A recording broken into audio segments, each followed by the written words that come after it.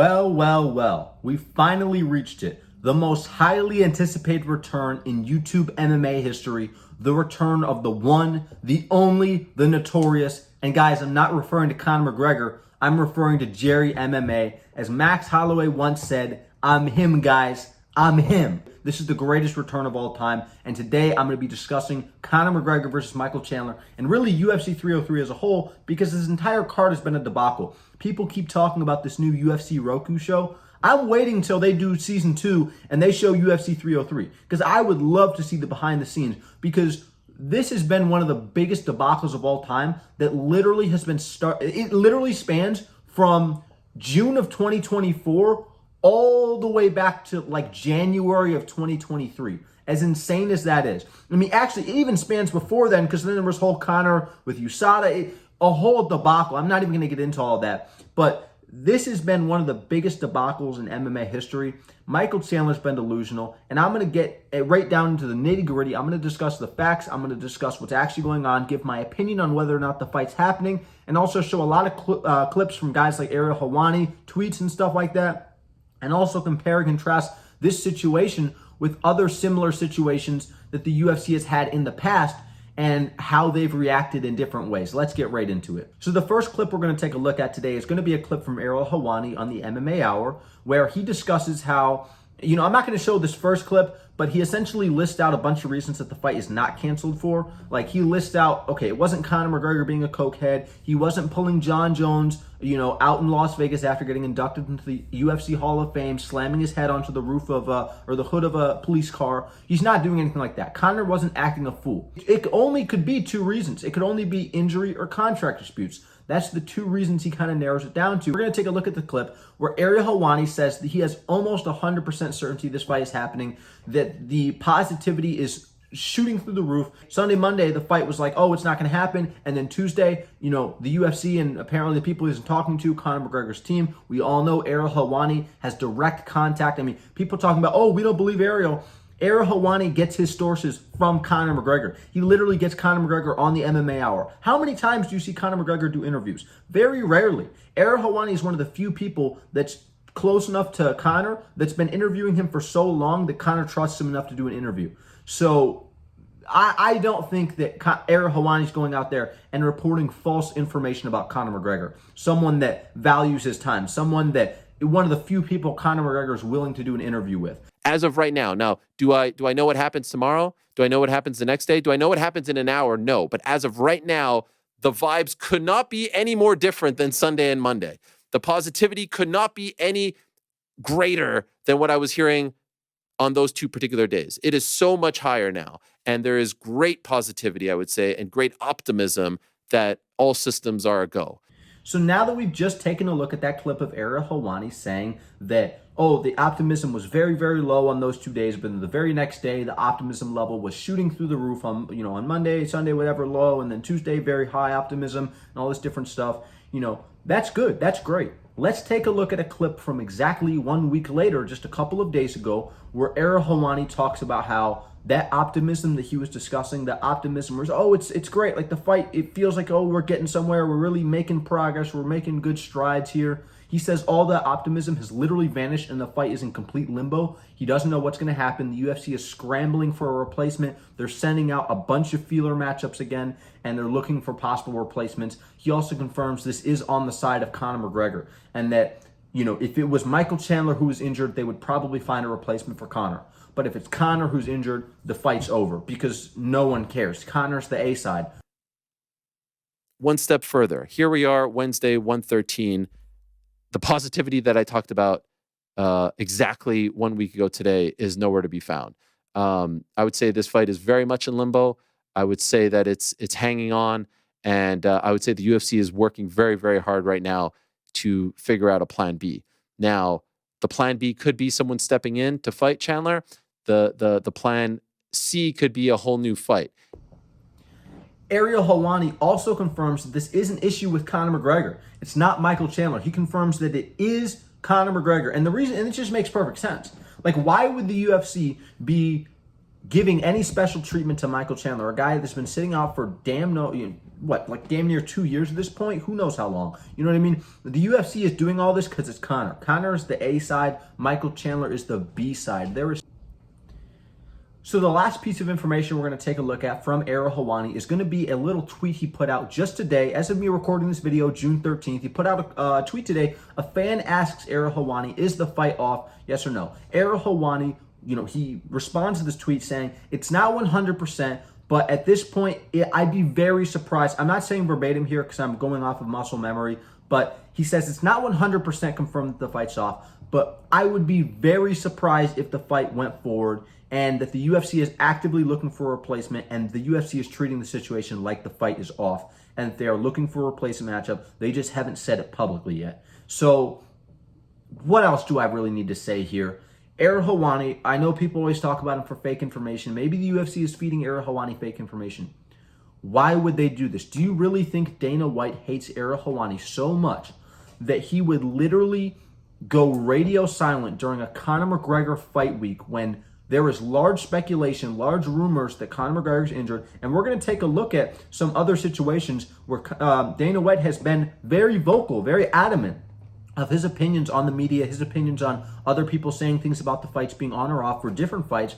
And we're going to compare and contrast that to how he's kind of handled himself and carried the UFC in this scenario with UFC 303. So let's actually take a look at some other scenarios. So now what I'm going to do here is put a bunch of photos up on the screen as I kind of go over this, but I'm going to discuss UFC 194 all the way back when Conor McGregor, where he ended up fighting Chad Mendes for the interim title. But a lot of people don't know this. A lot of people weren't MMA fans back then.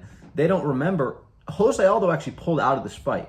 And it was originally going to be Conor McGregor versus Jose Aldo for the featherweight title. What essentially happened was Jose Aldo, about 2 weeks out from the fight on June 23rd, I believe, he got spinning back kicked. He got spinning back kicked to the rib, and it caused a fracture of his rib. His rib was broken, he was injured, whatever. Now, what happened was there were reports going around, there were rumors going around, the media was reporting that Jose Aldo was injured and that the fight was off and the UFC was looking for a replacement. Dana White goes out, he goes, oh, the MMA media, they're full of shit, they don't know what they're talking about. Jose Aldo's fighting Conor McGregor, his rib is not broken, the fight is still on. Literally just days later, Jose Aldo pulls out of the fight with a broken rib. And even then, Dana White tried to say Jose Aldo's rib is not broken, it's only bruised. Dana White, imagine you're 2 weeks out from a title defense. You're 2 weeks out from your featherweight title defense. Your training partner throws a spinning wheel kick to the body, and it breaks your rib, fractures your rib, whatever. You go and tell the UFC, and people in your camp, obviously, people in the gym are going to look over and see you on the ground, and it's going to be, you're talking about it, talking to your team. Rumors started to spread. And on top of that, Jose Aldo's team contacted the UFC. And imagine that happens, and then Dana White comes out and says, no, he's still fighting, he's not injured, it's not even an issue, the fight's still on, right? Well, you're injured. Imagine someone telling you you're not injured while you're injured. And then on top of that, imagine after the fight, you pull out of the fight because you're like, guys, I don't know what to tell you. Dana White does this all the time. He tries to pressure fighters into taking fights. There have literally been fighters that have openly talked about how they have found out that they are fighting through waking up on Twitter one day and seeing that Dana White announced fights for them that they never signed. And I'm not saying that Jose Aldo never signed. He clearly did. The fight was going forward, but this is just another pressure tactic. He came out and said Jose Aldo's fighting because he wanted to set fans' expectations so that Jose Aldo goes, oh no, I don't want to let the fans down if I pull out of this fight because Dana White came out and said, no, he's fighting. So now if I come and pull out, people are going to be like, oh, you pussy. Oh, and this and that. And then Dana White after that goes and tries to downplay the injury. And he literally tried to tell Jose Aldo that his rib wasn't broken. Imagine your rib is broken, fracture, whatever, and then your boss goes, no, it's not. I cannot literally stress how stupid that is. You are not in Jose Aldo's body.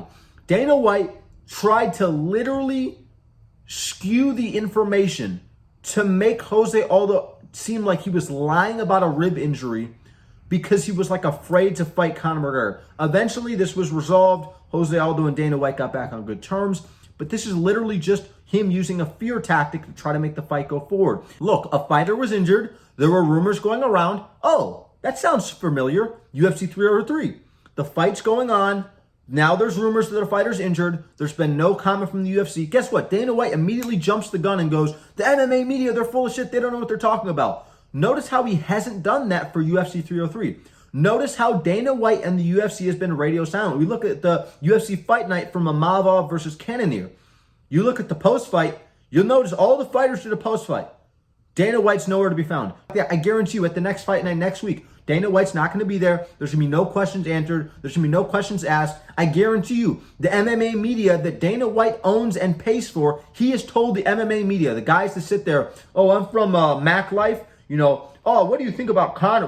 How do you feel about, getting Tim Duncan out of his shell, at the UFC event last night? Like, stuff like that. Very corny questions. I guarantee you, he told them, don't ask me any questions about Conor McGregor versus Michael Chandler. But it's not even going to matter because he's not even going to be there. There's going to be no representatives from the UFC at the Apex Fight Night for Tatsuro Taira versus Alex Perez. I guarantee you, Dana's not going to be there. No representatives. It's only going to be fighters answering questions in the post-fight about their fight and about their performance. If we haven't gotten the answers yet, why are we getting the answers now? Now, in the meantime, the fight may be canceled. They may announce a replacement. But if nothing happens until then, don't expect Dana White to show up in the post-fight and answer questions. He's not going to be there. Don't expect it. Lower your expectations.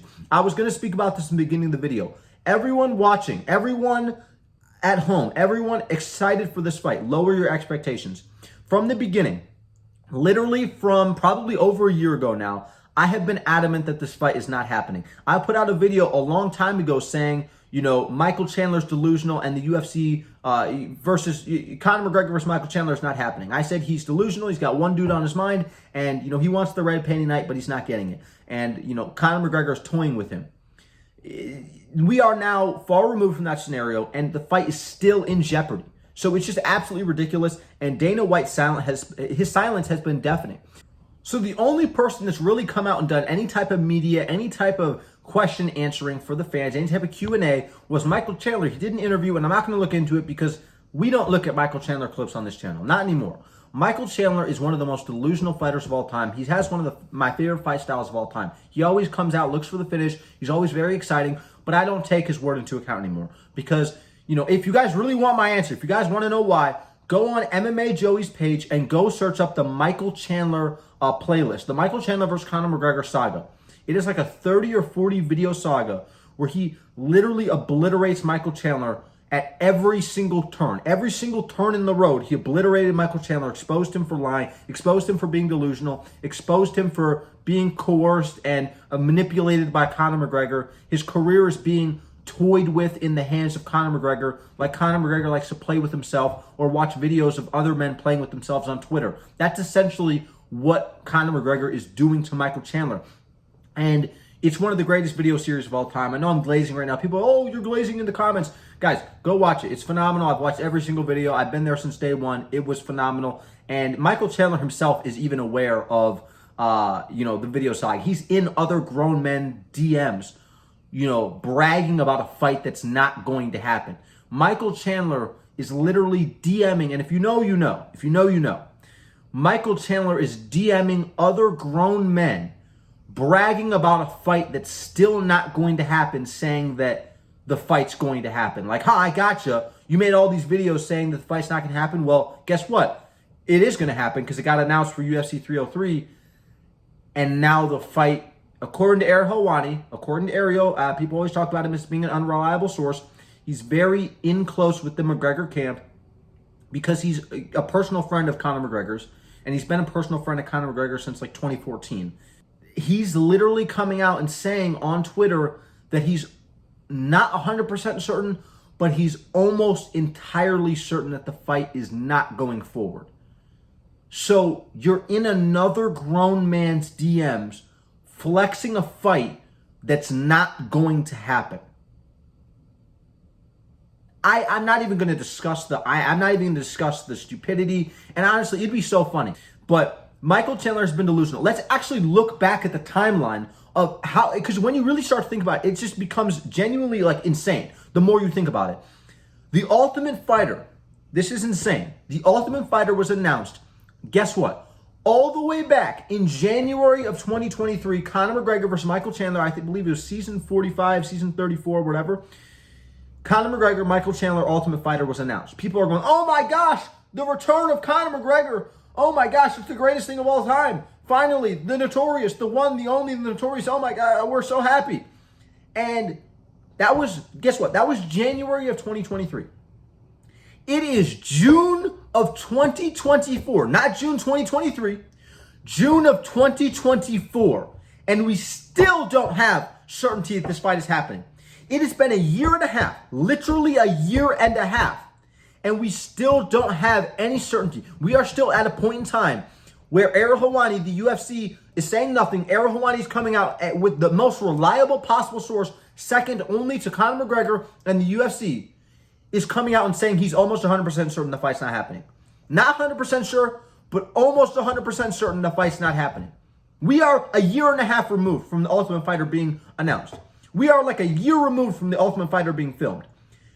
Let's actually look back at Michael Chandler's history of talking about his fight with Conor McGregor being announced.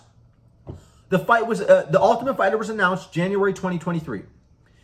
He said, beyond a shadow of a doubt, beyond a shadow of a doubt, UFC 290 International Fight Week is going to be Conor McGregor versus Michael Chandler at 170, 185, 155, doesn't matter. He literally came out, said, okay, 100% without a shadow of a doubt, 100% certainty, that's when the fight's happening. Let's continue forward. UFC 296. The fight doesn't happen at UFC 290. It was headlined by Volkanovski versus Rodriguez. Volkanovski wins via third round TKO. Let's continue. Michael Chandler comes out and he's talking about the December card. UFC 296, the final card of the year. He says 100% without a shadow of a doubt the fight is happening at UFC 296. Nowhere was this announced, nowhere was this talked about. Conor said nothing, nothing like that. Neither did the UFC. All the UFC said is that we're looking into it. UFC 296. Chandler says it's happening. Like, it's not even like a question. It's just the fight is happening at UFC 296. It should not even be questioned. Does not happen at UFC 296. It's instead headlined by one of the worst title fights of all time, Edwards versus Covington. Let's continue. UFC 300. Michael Chandler comes out and goes, beyond a shadow of a doubt, UFC 300. Conor McGregor versus Michael Chandler is happening. You guys don't even have to question it. Don't even think about it. Don't even bat an eye. Without a shadow of a doubt, the fight is happening UFC 300. And then let's continue. UFC 303, International Fight Week. A year removed from the first date that Michael Chandler was speaking about. Michael Chandler was talking about International Fight Week 2023. We are at International Fight Week 2024, and the fight is still probably not happening. How insane is that? And just to think about it, once again, the fight was originally announced that they are going to fight at some point in January of 2023, all the way back when, Jamal Hill beat up Glover Teixeira in front of his brother and gave his brother a little hint of what's going to happen in the future to him if he ever, fails to clean the garage, fails to clean a couple of missed windows in the garage for $300 in Detroit, Michigan. And guess what? If this fight gets canceled, he's still going to be adamant that it's happening. Let's say, I'm going to say this. In the Sphere, he's going to try to renegotiate for the Sphere. And then he's going to try to renegotiate for December. Then he's going to try to renegotiate. We're going to be talking about International Fight Week 2026. We are going to be Michael Chandler, Conor McGregor. Guys, it's finally happening. Michael Chandler's going to be streaming on YouTube. Guys, it's finally happening. International Fight Week 2026. Guys, the fight's not happening. I'm going to say it right now. You guys want to know my opinion, whether the fight's not happening, whether the fight's happening? It's not happening. I lowered my expectations when this fight was originally announced because I know how inconsistent Conor McGregor is. Now, about a month ago, I became very adamant that the fight was happening. Dana White comes out, he announces a bunch of fights. He announces Makhachev Poirier, he announces Strickland Costa, he announces McGregor Chandler for June 29th, 2024. At that point in time, I was very adamant that the fight was happening. We are now far removed from that announcement. We are now literally 2 weeks out from the fight. We're a little over 2 weeks out from the fight. We're about to get the Tatsuro Taira main event. Then we're going to get Hamza Chimaev versus Robert Whittaker in literally a week. And then right after that, 1 week after that, we're going to get UFC 303. I don't think the fight's happening, guys. I just don't think it is. I lowered my expectations because I said, guys, I don't think the fight's going to happen. And if I have high expectations, my expectations are going to be ruined. If I have low expectations, what's the worst that can happen to me? And that's how I've carried myself ever since then. And honestly, it's been great because I haven't had these massive expectations. I haven't had a bad day waking up to horrible news. I know people's lives have been ruined waking up. Oh, God forbid they bought tickets for UFC 303. God forbid if you're Irish. I saw some Irish people on Twitter bought some tickets. God forbid. I would be shitting my boots right now. I'd be shitting my pants. But, like, I had very low expectations. So I never woke up on my phone and saw some Ariel Helwani tweet and was on my hands and knees. No! I expected this to happen. I never, like, for literally like 5 days, I thought this fight was going to happen. And then after that, I was like, no. Now, the last thing I want to discuss in today's video is people have been talking about the UFC is throwing up feelers. Honestly, guys, it's Yuri Prochazka, Alex Pereira too. I think Yuri Prochazka versus Alex Pereira will happen for the middleweight title or the light heavyweight title. Unless it's Ankalaev versus Pereira. I would prefer that matchup, but it is on short notice, so I don't really like it anyways. Best case scenario, we get McGregor versus Chandler. But I think it's going to be either Yuri versus Alex or Magomed versus Alex. Yuri versus Alex obviously being the rematch to the fight that happened at UFC 295. And I don't know, guys. I don't know. Let me know what you guys think down below in the comments. Don't forget to leave a like, subscribe. Don't forget to turn on notifications. This is the first day of the 3-day upload streak for Jerry MMA. And I am so excited to be back to YouTube. I'm so excited. I will try to make sure, obviously, I'll try my best to make it to the other 2 uploads. You know, bearing any fluke injury, I'll try to make the other 2 uploads over the next 2 days. But as of today, this video will be going forward June 13th, and I'm so excited to have made this video. I have filmed so many videos over the past 5 months that I have not posted, and I'm so happy to finally get here and post one. And I'm very happy that you guys sat to the end and watched this video. Thank you for supporting me. Thank you for, I hope you enjoyed it. Thank you for supporting me. Thank you for watching the video, and have an excellent day, guys.